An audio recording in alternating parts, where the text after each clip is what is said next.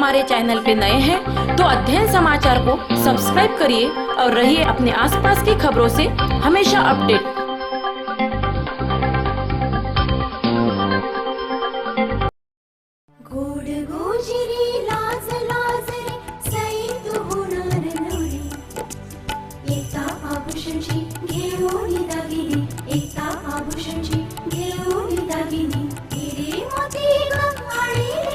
परंपरा तोच विश्वास। एकता ज्वेलर्स, नगर परिषद समोर, मेन रोड, परतवाडा।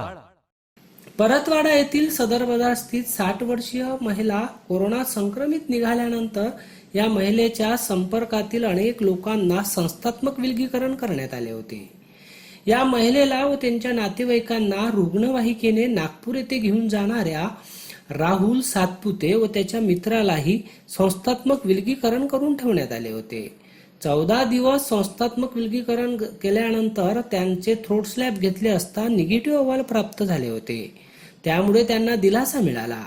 मात्र या रुग्णवाहिका चालक आणि त्याचा मित्र जेव्हा संस्थात्मक विलगीकरण करून यशस्वीरित्या घरी परतले तर त्याचे परिसरातील आणि निवासी क्षेत्रातील लोकांनी या दोघांची आरती ओवाळत व पुष्प वर्षाव करत या दोघांचे उत्साहात स्वागत केले। रुग्ण मित्र म्हणून परिचित असलेला राहुल सातपुते यांच्या आरोग्यासाठी या कॉलनीतील आणि तेथील रहिवाशांनी अनेक प्रार्थना केल्या होत्या आणि त्याचा अहवाल निगेटिव्ह आल्यामुळे सर्वांनी आनंद व्यक्त केला। पाहूया ती विशेष बातमी। सानुखानसह जितेंद्र रोडे, अध्ययन समाचार लाईव्ह।